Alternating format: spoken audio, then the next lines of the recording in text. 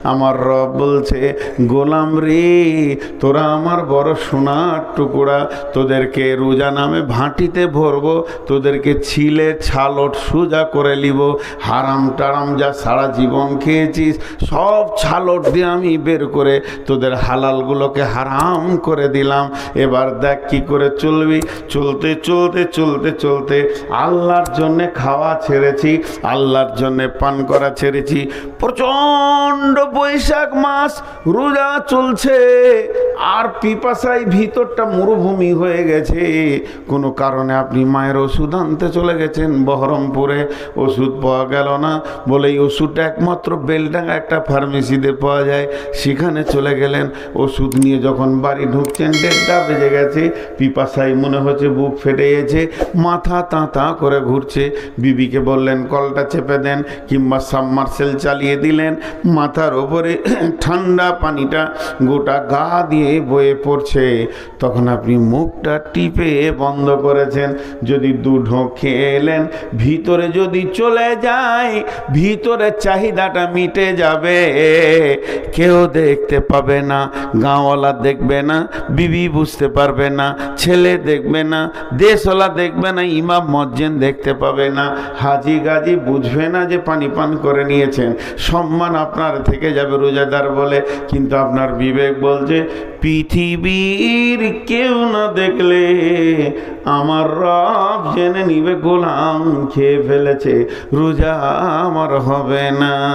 তখন আমার আল্লাহকে কত ভালো লাগে। এরপর বাড়ির ভিতরে শুয়ে আছেন, দরজাটা লাগানো আছে, কেউ নাই, বিবি আছে, বিশ্বের কেউ জানবে না। সে আপনার পিয়াস বুঝে, তার পিয়াস আপনি বুঝেন। 15 বছরের বিবি ইশারা সব কিছু বুঝে নিতে পারে, তারপরও তার গায়ে হাত দিলেন না। পৃথিবীর কেউ না দেখলে যে রব আমাকে রোজার হুকুম করেছে তার দৃষ্টি আছে, তাহলে সেটাও হলো না। ঘরে বিবি নাই, বাইরে আছে, মা বাপ কেউ নাই। হুড়কাটা লাগিয়ে দিলাম, দরজার ছিটকিনিটা লাগিয়ে দিলাম। আমার চৌকির নিচে আছে খানা, রুটি আছে, মাছ আছে, মাংস আছে, ভাত আছে, ফ্রিজ আছে, কোল্ড ড্রিঙ্কস আছে, ফল আছে, কলা আছে, দই আছে, চিড়ে আছে, ঘরে মালে ভর্তি হয়ে আছে। পেট ভরে খেয়ে যদি আসরের নামাজ পড়তে যায়, পৃথিবীর কেউ জানবে না। শুধু মানুষ খায় না কেন, একমাত্র আল্লাহর ভয়ে খায় না। এর জন্য আল্লাহ তাবারাক ওয়া তাআলা হাদিসে কুদসির মধ্যে বলেছেন, এই হাদিসটা হাদিসে কুদসি, ইয়াকুলুল্লাহু আযজা ওয়া জাল কুল্লু আমালি ইবনে আদম লাহু ইল্লা সিয়াম ফাহুয়া লি আনা আজিজিবি। আল্লাহ তাবারাক ওয়া তাআলা বলছেন, সারা পৃথিবীর যত ইবাদত আছে ইবনে আদম নিজের জন্য করে, কিন্তু যে সিয়াম রাখে সে আমার জন্য রাখে। আর এর আজিজিবি, এর সব থেকে বড় প্রাইজ হলো কি? এর প্রাইজ জান্নাত নয়, এর প্রাইজ জান্নাতুল ফেরদাউস নয়, এর প্রাইজ কিছুই নয়। এর প্রাইজ হচ্ছে আমি আল্লাহ নিজে। কিয়ামতের দিনে আমি রোজাদারদেরকে দেখা করতে যাব এবং বলবো, হাসরবাসী, তোমরা যারা রোজা রেখেছ তোমাদের বদলা এসে গেছে। তোমরা যেটাকে পেতে চেয়েছো সে আল্লাহ চলে এসেছে, তোমরা তোমাদের প্রাইজকে গ্রহণ করে নাও। রোজাদারের 2টি খুশি, একটি খুশি ইফতারে, অপরটি হয় আল্লাহর দিদার রোজ হাসরের প্রান্তরে। কত খুশি রোজাদারের 2টি খুশি, একটি খুশি ইফতারে, অপরটি হয় আল্লাহর দিদার রোজ হাসরের প্রান্তরে। রোজাদারের দুটি খুশি, একটা হলো ইফতারে, ইফতার যখন খাবেন খুশিটা কি, সারাদিন না খেয়ে প্রথম খাবার মুখে দিচ্ছি একটা খুশি। নাম্বার দ্বিতীয় খুশি, আমি যে সারাদিন রোজাটা রাখলাম, আল্লাহ আমাকে রাখার তৌফিক দিলেন, আমার আমল নামাতে আজকে একটা রোজার নেকি লেখা হয়ে গেল, এটা একটা আনন্দ। 3 নম্বর ঈদুল ফিতর বলা হয়, ওটা হলো আনন্দের দিন। কেন? আজকে পহেলা সওয়াল, আমার রব আনন্দ দিয়েছে আমাদেরকে, ঈদগাহে গিয়ে আনন্দ করব। আমার 30টা রোজার সবকে লেখা হবে, আমার জীবনের গুনাহ মাফ হলো, আল্লাহ আমাকে মুক্তি দিলেন, আমার শরীরের সমস্ত জঙ্গল ঝরে গেল, আমি সলিড সোনাতে দাঁড়িয়ে গেলাম। আল্লাহ তাবারাক ওয়া তাআলা রোজাদারের সঙ্গে রমজান মাস কিয়ামতের দিন নিজে মোলাকাত করবি। এরপরে আমি একটা হাদিস পড়েছি। জি ভাই, মাঝে একটা ছোট্ট করে কথা বলি, আমার 1 ঘন্টা বকা হলো, আর আধা ঘন্টা দিব আজকের মতো। বারবার পানি পান করছি, আমি চেয়েছিলাম যে 12টার আগে পর্যন্ত দেন। মানুষের একটা ধারণা, এই যে মৌলানা আউয়াল আছে, আমার আগে যিনি বক্তব্য রাখলেন, ভালো মানুষ।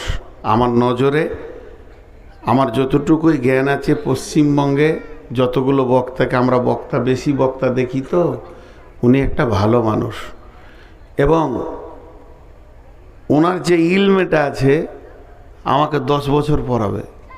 আমাকে প্রধান বক্তা করেছেন, উনি আমাকে 10 বছর পড়াবেন, এরকম মানুষ।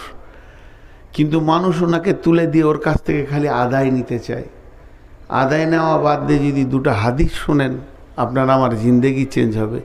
ওই যে হয়ে গেছে, এই দিল, এই করো, ও জান্নাতে গেল, সুর করে আদায় করা যায় কি না? অনেকে বলছে যায় না, আমি জানি যাই। আমি যে আলেমদেরকে জিজ্ঞেস করেছি, সুর করে আদায় করা যাবে, অসুবিধা নেই। তো আদায় করতে গিয়ে কতটা সময় যে নষ্ট হয়, সাধারণ মানুষ বুঝে না। আর আপনার নামটা যদি 2বার নাই বলে চুপচাপ যদি নামিয়ে দেন, জি ভাই এই টাকাটা ধরেন, এটা একটা টাকা, ওইখান থেকে নিয়ে আসছেন আপনি, টাকাটা আমাকে দিচ্ছেন, দিয়ে বলছেন আমার আব্বা কবরে আছে, দোয়া করে দেন। 100 বার দোয়া চাইবেন, 100 বার 100 বার 100 বার 100 বার, ঠিক আছে ঠিক আছে ঠিক আছে ঠিক আছে, চাওয়া যায়, অসুবিধা নেই। একটা মুসলমানের কাছ থেকে দোয়া চাইবেন না তো কী চাইবেন? গালগালের চাইবেন যে আমার খানিক খিস্তি করে দেন? দোয়া চাওয়া যায়। কিন্তু এর থেকে আর এক ধাপ আপারে আছে। কি আপারে আছে বলেন তো? আমার কাছে আপনি একটা মোবাইল কিনতে এসেছেন, বলছি এই মোবাইলটা 40,000, এই মোবাইলটা হচ্ছে 42,000, 2,000 টাকা বেশি, এর থেকে এটা অনেক গুণে ভালো, তো ভালোটাই আপনি নেবেন। দুটোই 40,000, এটা ভালো এটা খারাপ, ভালোটাই আপনি গ্রহণ করবেন। এবার ভালো একটা বলি, চুপচাপ টাকাটা টেবিলে দিয়ে বসে যান। কারণ দোয়া যাকে বলছে সে আপনার কি দুশ্মন ছিল? আল্লাহর সাথে কি আপনার ঝগড়া হয়ে আছে? আমি বলে দিব যে আপনার বাপ জান্নাত যাবে? তার থেকে আপনি টাকা দিয়ে যদি বলেন আল্লাহ আমি 2,000 টাকা দিলাম, আমার আব্বাকে মাফ করে দেন, আল্লাহ বেশি খুশি হবে। আমার গোলাম আমার কাছে চেয়েছে, আমার গোলাম আমার কাছে চেয়েছে, আল্লাহ এটা খুশি হবে, আল্লাহর সাথে আপনার সম্পর্ক জুড়বে। তো ভাই চুপচাপ দিয়ে দেওয়ার মতো নিয়ামত কিছু নেই। চলেন আমি হাদিসটা নিয়ে একটু ব্যাখ্যা করি।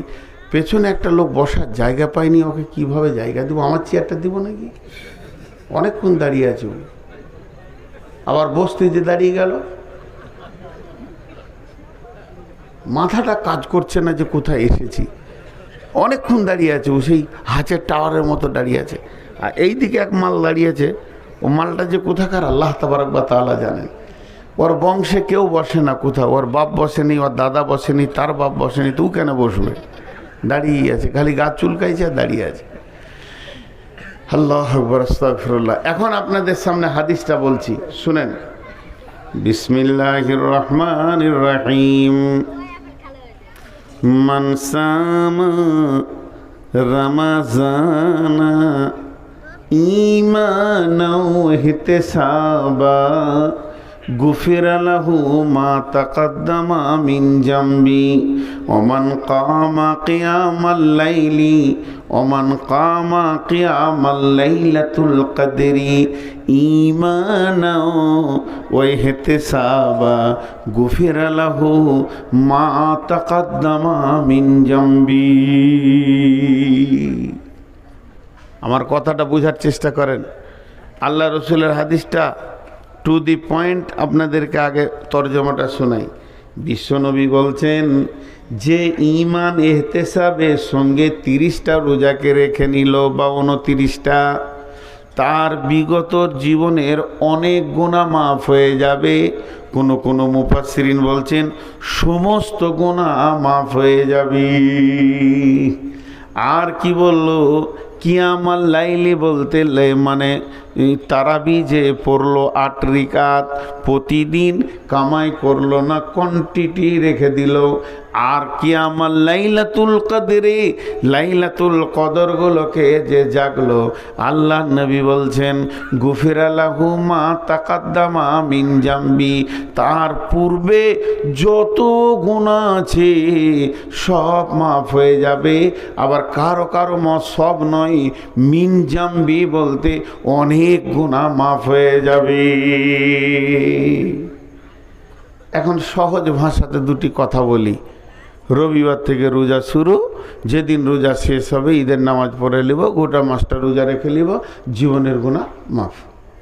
আলহামদুলিল্লাহ বলতে ইচ্ছা করলো না? দেখেন কত খুশি হয়ে গেছেন আপনারা। আমি আর একবার বলছি,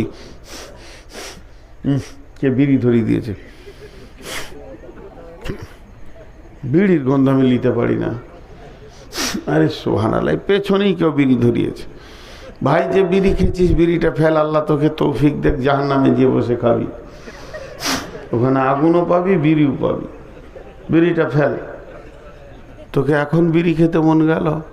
ছি ছি ছি ছি, না এখনো গন্ধ যেতে না। এ ব্যাগ কার? বলে রেখে দিয়ে চলে গেছে নাকি? ভালো হলো, আমি একটা ব্যাগ পেয়ে নিয়েছি। হ্যাঁ না, বিড়ির গন্ধ একদম নিতে পারি না, এত কষ্ট হয়। এবার এখানে একটা যুক্তি কথা বলছি।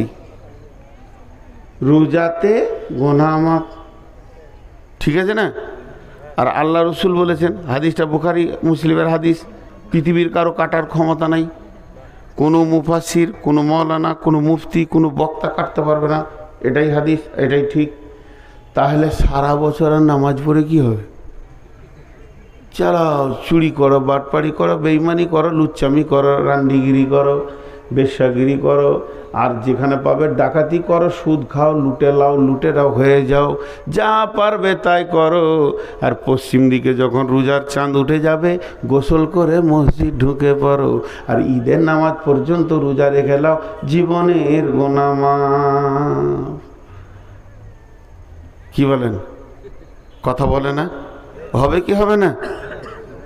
আরে গুনাহ মাফ হবে রোজাতে? আপনি না বলছেন কেন? নতুন বুদ্ধি বার করছেন কেন? হবে মা, চালান, লুটালুটি শুরু করে দেন। হ্যাঁ, যে যাকে পারবে মার্ডার করো, ছিনতাই করে, টাকা পয়সা করে লাও, সুদ খেয়ে, আবার সামনে বছর রোজা রাখবে, মা সব ক্লিয়ার। বাস দেখেন, একটা হচ্ছে শর্ত, একটা হচ্ছে মাশরুত। যখন শর্ত চলে যাই তো মাশরুত অটোমেটিক চলে যাই। এই কথাটা বুঝতে পারছেন? ইজা ফাতা শর্ত ফাতা মাশরুত। এটা শর্ত কেমন, একটা উদাহরণ দিয়ে আপনারা আমার দিকে ধ্যান দেন। আপনারা বলেছেন যে মৌলানা আপনি রমজান মাসে আমাদের এই ওয়াক্তিয়া মসজিদে তারাবি পড়ান। আমার সঙ্গে কথা হলো, কি কথা হলো? যে 30 দিনের তারাবিটা আমি পড়াবো। আপনারা বললেন যে আপনাকে ইনশাআল্লাহ 30,000 টাকা দিব, যান খুশি হয়ে। তাহলে আমার ওয়াদা তারাবি পড়াবো, আপনাদের ওয়াদা টাকা দিব, দুজন ওয়াদাতে দায়বদ্ধ হয়ে গেলাম। আমি একটাও তারাবি পড়াইনি, একটাও পড়াইনি। ঈদের দিনে টাকা নিতে এসেছি, যে আমার সেই 30,000 টাকাটা। তখন আপনাদের কমিটি বলছে আপনি যে তারাবি পড়াননি, আমি নাই ওয়াদা খেলাপ করেছি, তোমরা কেন করো? হিসাবটা মিলছে না। আমি নাই বেঈমান হলাম তো তুমিও বেঈমান হয়ে যাবে আমার দেখা দেখে। তোমরা ইমানদার থাকো, টাকা দাও। আচ্ছা হবে? বলেন হবে? ওয়াদা আমি খিলাফ করেছি, এই জন্য আপনার ওয়াদা খিলাফ হচ্ছে না। আমি যখন নামাজটা পড়ালাম না, অটোমেটিক তখনই টাকাটা আমার বাতিল হয়ে গেল। ওই নামাজের ওপরে শর্ত ছিল, তেমনি রোজার দুটি শর্ত আছে, এটা আমরা খেয়াল করি না। আল্লাহ রসুলের ভাষাটা দেখেন, দুটি শর্ত আছে। বিসমিল্লাহির রহমানির রহিম, আমার আঙ্গুলের দিকে তাকান, হাতের দিকে। মানসামা রামাজানা ঈমানা, একটা শর্ত হলো ওয়াহিতেসাবা। এই দুটি শর্তের পরে নবীজি বলছেন গুফিরা লাহু মা তাকাদ্দামা মিন জামবি।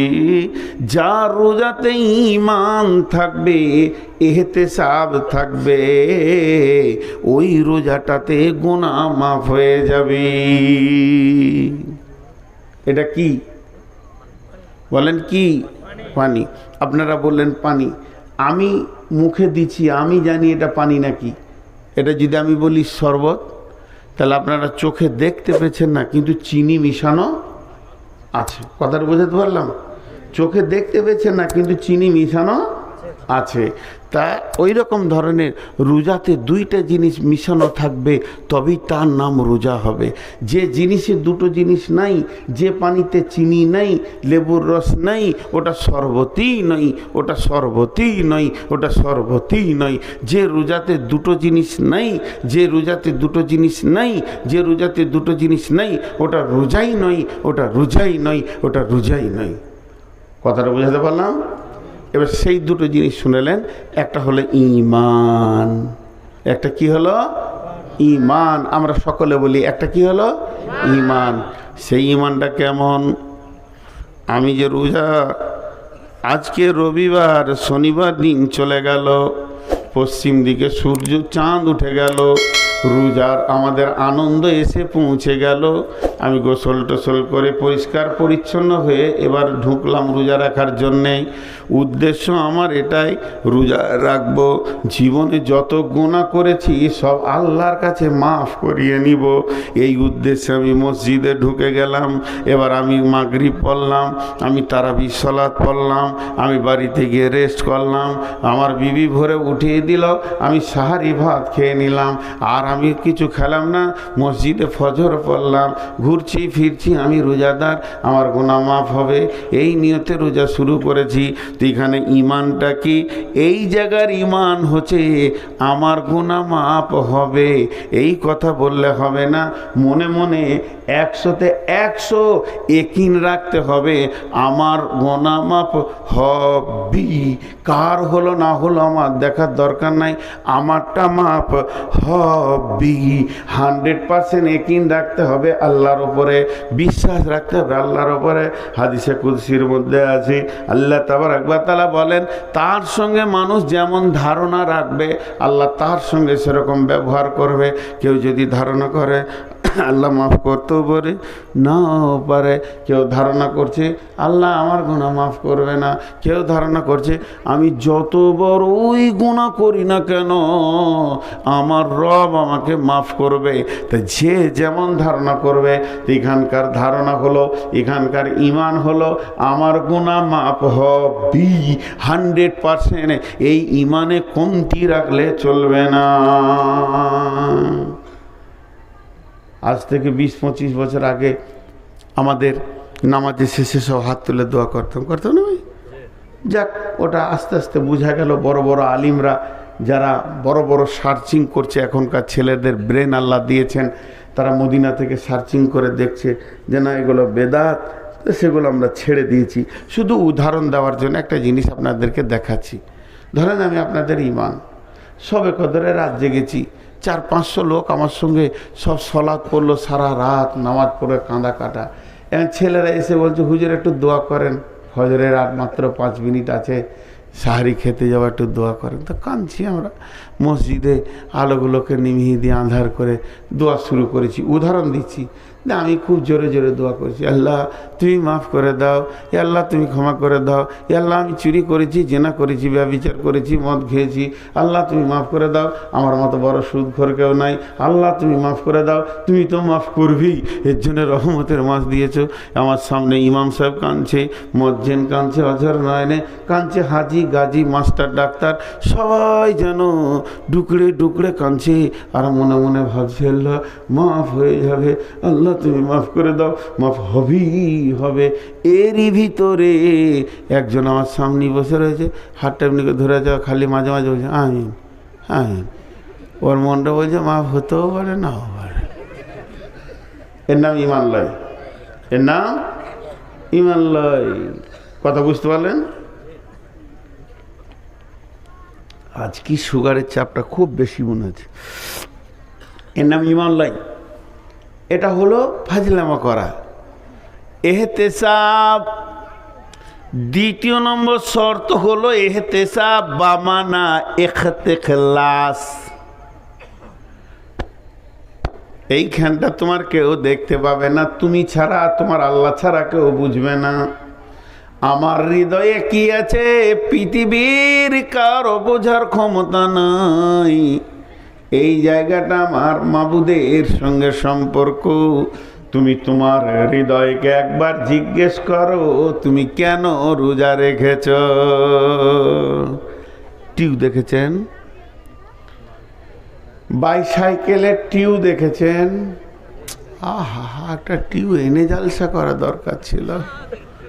বাইসাইকেলের টিউ দেখেননি? তা তো লেটে কেন হ্যাঁ বলছেন ভাই? আমার রুগী আমি, আপনারা তো নন। তো একবার সকলে বলেন, একটা বাইসাইকেলের গোল টিউ, নতুন টিউ দেখেছেন? মাশাআল্লাহ। ওই টিউয়ে একটা নজেল আছে, ওই নজেলে সিরিঞ্চি বা পাম্পার লাগিয়ে দিয়ে মারলেই ওটা পাম্প হয়। একজন ভালো ব্রেনিয়ান ছেলে, আপনার গোপালপুরে ঘাটার নাম, গোপালপুরে অত ব্রেনিয়ান ছেলে কেউ নয়, ও বৈজ্ঞানিক হবে। একটা নতুন টিউ নিয়েছে, নজেলে সিরিঞ্চিটা দিয়ে মারছে, আর ফাঁস মারছে, আর 1.5 ঘন্টা চালিয়ে ক্লান্ত হয়ে গেছে, পাম্প হচ্ছে না। তা একটা মুরব্বি পার হয়ে যাচ্ছিলো, বলছে দাদু পাম্প হচ্ছে না। বলছে কই, টিউ তো নতুন। লাঠি করে নেড়ে দেখছে নজেলের পাশে 1 ইঞ্চি কাটা। তখন ও বলছে তোর টিউ যে কাটা রে ভাই। বলছে আমিই কেটেছি। আচ্ছা, ও বৈজ্ঞানিক হবে না? নিজের হাতে টিউ কেটে পাম্প দিছে, এর থেকে আর ব্রেনিয়ান ছেলে কে আছে? আচ্ছা, ওই টিউটা কবে পাম্প হবে? শুক্রবার হবে? কথা বলেন, শুক্রবার হবে? 1 সপ্তাহে হবে? 1 মাসে হবে? 1 বছরে হবে? সূরা ইয়াসিন পড়লে হবে? আহা, টিউ কেটে যে পাম্প দেয়, এর মতো বোকা পৃথিবীতে নেই। কিছু লোক আছে রমজানের প্রথমে মসজিদ ঢুকে নেয়, কিন্তু ঢোকার সময় নিয়ত করে খালি ঈদ হয়ে গেলে আর মসজিদে আসবো না। টিউ কাটা পাম্প দেনেওয়ালা মাল হাজির হয়ে গেছে মসজিদে। এখানে নিয়ত করে আজকে 1টা আর 29টা, আজকে হলো 25টা আর মাত্র 5টা, আজকে হলো 27টা আর মাত্র 2টো, আর 29 যদি হয় আর মাত্র 1টা। যখনই পশ্চিম দিকে সওয়ালের চাঁদ উঠে গেল, মসজিদ থেকে হাত ঝেড়ে দিলে, জামা কাপড় রেডি করে আয়রন করে ঈদগাহের ময়দানে গর্দন উঁচু করে যেছে। আমার মতো আর রোজা রাখনেওয়ালা কেউ নাই। ঈদের নামাজ পড়ে বিড়বিড় বিড়বিড় করে মসজিদকে বলছে, মসজিদ রে 1 মাস এসেছিলাম, খুব দুপুদুপি করেছি, মাফ করে দিস, আর আসবো না। পারলে জুমার দিনে দেখবো, না পারি তো মাফ করে দিস, আর আসবো না। তার মানে টিউয়ের একদিক কাটা আছে ওর। ও প্রথমেই নিয়ত করে মসজিদে ঢুকেছে, রোজার পরে আমাকে আর পাওয়া যাবে না। টিউকাটাকে যদিও পাম করা সম্ভব থাকে তবেই ওর গুনাহ মাফ হওয়া সম্ভব থাকবে, রোজা কবুল হওয়া সম্ভব থাকবে। তার মানে একদিক কেটে দিয়ে যেমন টিউব পাম হবে না, একটা রোজা কবুল হবে না, একটাও গুনাহ মাফ হবে না। মালটা যে চিটিংবাজ এটা আল্লাহরকে জানাতে হবে না। পৃথিবীর মানুষ জানে না, ইমাম জানে মুসাল্লি এলো গেল, মুয়াজ্জিন জানে মুসাল্লি এলো গেল, হাজি জানে মুসাল্লি এলো গেল। পৃথিবীর সবাই ওকে মুসাল্লি ভেবে নিয়েছে, কেউ মুসাল্লির বাইরে ভাবছে না। শুধুমাত্র আল্লাহ আসমান থেকে দেখছে আর বলছে চিটিংবাজ এলো আর গেল। বন্ধু একবার ভালো করে শুনেন, মানে আমার দিলের খবর আল্লাহ ছাড়া কেউ জানে না। আমি শ্বশুর বাড়ি চলে গেছি, তো আমার বড় শালাকে বলছি সালাম আলাইকুম ভাই, কী ব্যাপার হঠাৎ? ওয়ালাইকুম সালাম। ওই কিছু টাকা থাকে তো দেন। বলি কী ব্যাপার হঠাৎ টাকা? 10 লাখ টাকা দেন ভাই। আমার রাস্তার ধারে একটা জায়গা পেয়েছি বাজারের ওপরে, 30 লক্ষ টাকা দাম, এক্ষুনি নগদ টাকা দিলে পাবো, নাহলে আরও 12 জন দাঁড়িয়ে আছে নেওয়ার জন্যে। ভদ্রলোক আমাকে বলেছে সন্ধ্যা পর্যন্ত টাকা দিতে হবে। ভাই আজকে আমার একদম বিকেল 4টা বেজে গেল, আমি আর ব্যাংকে যেতে পারছি না, আমার টাকা আছে 20 লাখ ঘরে, তুমি 10 লাখ আমাকে ধার দাও। ওকে বলছি কি জানেন, আজকে তো বৃহস্পতিবার, কালকে শুক্রবার জুমার দিন কোথাও যাব না, শনিবার ব্যাংকে গিয়ে লাভ নাই, রবিবার বাদ দিয়ে সোমবার টাকা এনে আপনি ঘরে থাকেন আর না থাকেন ভাবির হাতে দিয়ে চলে যাব। ভাই 10 লাখ টাকা দেন, জমিটা 10 কাঠা জমি, অর্ধেক তোমার বোনের অর্ধেক আমার হবে। ও মনে মনে ভাবছে যাজ্ঞা বোনের তো 5 কাঠা হচ্ছে, তা টাকাটা ধার দিই। একদম কসম, কোনো চিন্তা নেই, টাকা সোমবার তুমি বিকালে পেয়ে যাবে, সকালে ব্যাংকে গিয়ে আমি এনে দিব। এমন করে বলছি, বিচারা বুঝতে পারলে না 10 লাখ টাকা ঘরে ছিল দিয়ে দিলে। আর ভিতরে আমি মনে মনে বলছি কত সোমবার যাবে রে, তো খালি টাকা দিয়ে দেখ, তোর চুলদারি পেকে যাবে, 1 টাকা উদ্ধার করতে পারবি না। তোর বোন আছে আমার কাছে। চিটিংবাজি করা শালার সঙ্গে যায়, শ্বশুরের সঙ্গে যায়, কিন্তু আল্লাহর সঙ্গে যায়? এরা আল্লাহর সঙ্গে চিটিংবাজি করে যারা রোজাতে ঢুকে আর পালায়। এরা কত এদের বুকে সাহস, আল্লাহর সঙ্গেও চিটিংবাজি করে। জি, এই চিটিংবাজ মাল হয়তো আপনাদের এলাকায় নাই। আমাদের এলাকায় রমজান মাসে ভিড় দেখলে মনে হবে যে মসজিদ পরিপূর্ণ হয়ে গেছে, কিন্তু আসলে পকেট মারের দল। ওরা না এলেই মসজিদে শান্তিতে 5 ওয়াক্তের নামাজিরা শান্তিতে নামাজ পড়বে। তো আল্লাহ নবী বলছেন মানসা মারামাজানা ঈমানাও ইহতিসাবা, তুমি আগে 100% ঈমান রাখো, এই রোজাতে আমার গুনাহ মাফ হবে। আর দ্বিতীয় নম্বরে ইহতিসাব করো, তুমি ইখলাস করো, রোজা আমাকে যা জ্ঞান দিয়েছে আমি আর জ্ঞান বশত 5 ওয়াক্তের নামাজ ছাড়ব না, আর হারাম খাবো না। আমাকে ভাত হারাম করে দিয়েছিল, রুটি হারাম করে দিয়েছিল। রমজান মাসে যদি ভাত রুটি থেকে বেঁচে থাকতে পারি, তাহলে অন্য মাসে কেন সুদ জুয়া থেকে বেঁচে থাকতে পারবো না? আমার হালাল বিবিটাকে আল্লাহ তাবারাক ওয়া তাআলা রমজান মাসে আমার জন্য হারাম করে দিয়েছিল। নিজের পরিচিত বিবিটা থেকে যদি বেঁচে থাকতে পারি, রমজান পার হয়ে গেলে পরের মেয়ের কাপড় ধরে টেনে লাভ হবে না। আল্লাহ তাবারাক ওয়া তাআলা বলছেন, নবীজি বলছেন, তুমি যদি ঈমান আর ইহতিসাব, একটা হলো গুনাহ মাফ হবেই, আর একটা হলো জ্ঞানবশত আর গুনাহ করব না, এই নিয়তে রমজান মাসে যদি ঢুকে যাও, তোমার সুসংবাদ হচ্ছে জীবনের গুনাহ মাফ। ভাইয়া আপনারা যেভাবে বসে আছেন তাতে আমাকে আরও চালাতে হয়, কিন্তু গত পরশু দিন, কালকে জালসা ছিল না, বকতে বকতে মাথাটা 2বার ঘুরে গেছে। এই সপ্তাহতেই সুগারের চাপটা বেশি, যে এটা আল্লাহ দেওয়া, বাস আল্লাহ দিয়েছেন, শরীরে আছে। এখন 2টি কথা মসজিদ নিয়ে বলবো, রমজানের পাঠটা শেষ করে দিলাম এখান থেকে। তো আল্লাহ আমাদেরকে রোজা রাখিয়ে মুত্তাকি বানিয়ে নেন, মুত্তাকি বানিয়ে নেন। আর এই মুত্তাকি থাকতে গেলে সারা জীবন আমাদের মধ্যে 10টা গুণ থাকতে হবে। এই 10টা গুণ খালি তর্জমা করে দিয়ে তারপরে মসজিদ নিয়ে 2 মিনিট কথা বলে আমি পুরা 1:15 ছেড়ে দিব। মাত্র 15 মিনিট আপনাদের কাছ থেকে আমি ক্ষমা চেয়ে নিচ্ছি 2 ঘন্টা থেকে। বিসমিল্লাহির রহমানির রহিম। লাইসাল বিররা আন তুওয়াল্লু উজুহাকুম কিবালাল মাশরিকি ওয়াল মাগরিবি ওয়ালাকিন্নাল বিররা মান আমানা বিল্লাহি ওয়াল ইয়াউমিল আখিরি ওয়াল মালাইকাতি ওয়াল কিতাবি ওয়ান নাবিয়্যিন ওয়া আতাল মালা আলা হুব্বিহি যাবিল কুরবা ওয়াল ইয়াতামা ওয়াল মাসাকিনা ওয়া ইবনাস সাবিলি ওয়াস সাইলিনা ওয়া ফির রিকাব ওয়া আকামাস সালাতা ওয়া آتى الزكاة والموفون بعهدهم إذا عاهدوا والصابرين في البأساء والضراء وحين البأس أولئك الذين صدقوا وأولئك هم المتقون। আল্লাহ তাবারাক ওয়া তাআলা বলছেন, রোজা তোদেরকে মুত্তাকি বানিয়ে দেবে। এই মুত্তাকি যদি তোদেরকে থাকতে হয় তাহলে শুধু পূর্ব পশ্চিমে মাথা ঠুকে দিলে হবে না, আল্লাহর ওপর ঈমান আনতে হবে, আখিরাতের ওপর ঈমান আনতে হবে, ফেরেশতার ওপর ঈমান আনতে হবে, কিতাবের ওপর ঈমান আনতে হবে, নবীদের ওপর ঈমান আনতে হবে, মাল দান করতে হবে এবং সালাত আদায় করতে হবে, যাকাত দিতে হবে, ওয়াদা করলে ওয়াদা পূরণ করতে হবে বিপদ আপদে। আর আপনার কিনা জিহাদের ময়দানে ধৈর্য ধারণ করতে হবে। এই 10টা গুণ যার ভিতরে আছে, এই 10টা গুণে যে লোকটি গুণান্বিত, আমার আল্লাহ বলছেন উলাইকাল্লাযীনা সাদাকু, এরাই হলো প্রকৃত সত্য, ওয়া উলাইকা হুমুল মুত্তাকুন, এরাই মুত্তাকি। আমি আপনাকে একটা ফুল গাছ দিলাম, সেই গাছটাকে রাখবেন কিভাবে?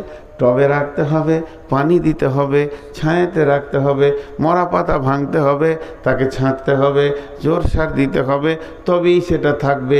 তাহলে রোজা রাখলে মানুষ মুত্তাকি হয়ে যায়, মুত্তাকি আল্লাহ বানিয়ে নেন।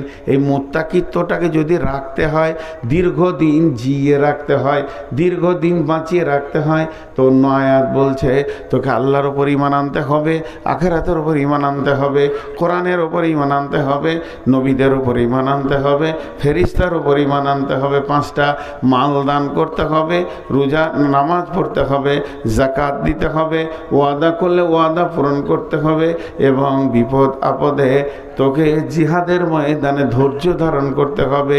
এই 10টা গুণ যার ভিতরে থাকবে, আমার আল্লাহ বলছেন ওই লোকটা হলো প্রকৃত মুত্তাকি।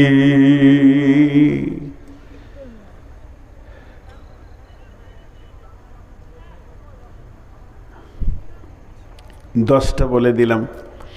মুত্তাকির চ্যাপ্টারটা শেষ করে দিলাম, আমার মাথাটা ঘুরে গেল। মুত্তাকির চ্যাপ্টারটা শেষ করলাম, আর 10টা মিনিট আমি কষ্ট হলেও চালাচ্ছি। আল্লাহর ওয়াস্তে একজনও উঠবেন না। বিসমিল্লাহির রহমানির রহিম। ওয়ান উসমানিন রাদিয়াল্লাহু তাআলা আনহু قال رسول الله صلى الله عليه وسلم من بنى لله مسجدا بنى الله له بيتا في الجنة। হযরত ওসমান গনি রাদিয়াল্লাহু তাআলা আনহু বলেন যে পৃথিবীতে যদি কেউ মসজিদ বানায়, আল্লাহ তার ঘর জান্নাতে বানাবে। আপনি দুনিয়াতে মসজিদ বানাবেন, জান্নাতে ঘর বেনে যাবে। আল্লাহ কোরআনে বলছেন ও আন্নাল মাসাজিদা লিল্লাহি ফালা তাদউ মাআল্লাহি আহাদা। মসজিদ হলো আমার ঘর, ওখানে আমাকেই ডাকবে। মসজিদে গিয়ে তুমি অন্য কাউকে ডাকবে না। মসজিদ আল্লাহর ঘর, আর যে আল্লাহর জন্য মসজিদ বানাবে, আল্লাহ তার জান্নাতে ঘর বানাবেন। আল্লাহু আকবার। জি, একজন মহিলা প্রতিদিন মসজিদে ঝাড়ু দিতে আসতেন বিশ্বনবীর জামানায়। মেয়েটা একদিন মারা গেছেন, সাহাবারা জাল্লামাইনা তাকে রাতারাতি দাফন করে দিয়েছেন। নবীজি বলছেন মেয়েটি কই, আর আসে না কেন? তখন সাহাবারা জাল্লামাইনা বলেন রাসূলুল্লাহ, ওই মেয়েটি মারা গেছে, তাকে দাফন করে দেওয়া হয়েছে। বিশ্বনবী বললেন রে আমার সাহাবীরা, আমাকে নিয়ে চলো তার কবরের কাছে আমি আল্লাহর কাছে তার জন্য ক্ষমা প্রার্থনা করব। তার মানে জেনেলেন একটা মসজিদে ঝাড়ু দিলে কত নেকি আছে। ওইটা শুধু নয়, ওয়ানবি হুরাইরাতা রাদিয়াল্লাহু তাআলা আনহু قال রাসূলুল্লাহ সাল্লাল্লাহু আলাইহি ওয়াসাল্লাম সাবাতুন ইযুল্লুহুমুল্লাহু ফি দিল্লিহি ইয়াউমুল লা দিল্লা ইল্লা দিল্লুহু। আল্লাহর নবী বলছেন, হযরত আবু হুরায়রা বলছেন, বিশ্ব নবী মুহাম্মদ রাসূলুল্লাহ সাল্লাল্লাহু আলাইহি ওয়াসাল্লাম বলেছেন, এমন একটা দিন আসবে, কঠিন কিয়ামতের দিনে কোনো ছায়া থাকবে না, মানুষ নাফসি নাফসি নাফসি নাফসি করবে, শুধু একটা ছায়া থাকবে, সেটা আল্লাহর রহমতের ছায়া। আমরা ছোট থেকে বলে বলে এসেছি, ছায়াটার নাম হচ্ছে কি আরশের ছায়া। জি না, আল্লাহ রহমতের ছায়া। এই ছায়াতে 7 শ্রেণীর লোক বাস করবে। যারা পৃথিবীতে 7খানা আমল করেছে ওই ছায়াতে জায়গা পাবে। 7টাই নয়, যে কোনো একটা করবেন ওই ছায়াতে জায়গা পেয়ে যাবেন। তার মধ্যে একটা হলো ওরাজুলুন কালবুহু মুআল্লাকুন ফিল মাসাজিদি। ওই লোক যার দিলটা, যার হৃদয়টা আল্লাহর ঘর মসজিদে টাঙ্গা আছে। মসজিদ যেন তার হৃদয়, মসজিদ যেন তার ভালোবাসা, মসজিদকে সে হৃদয় দিয়ে ভালোবাসে। আল্লাহর ঘর মসজিদ তার দিলের মধ্যে টাঙ্গা আছে, তার দিলটা মসজিদে টাঙ্গা আছে। ওই লোকটা আল্লাহর রহমতের ছায়াতে বাস করবে। দেখেন কত সুন্দর সুন্দর কথা।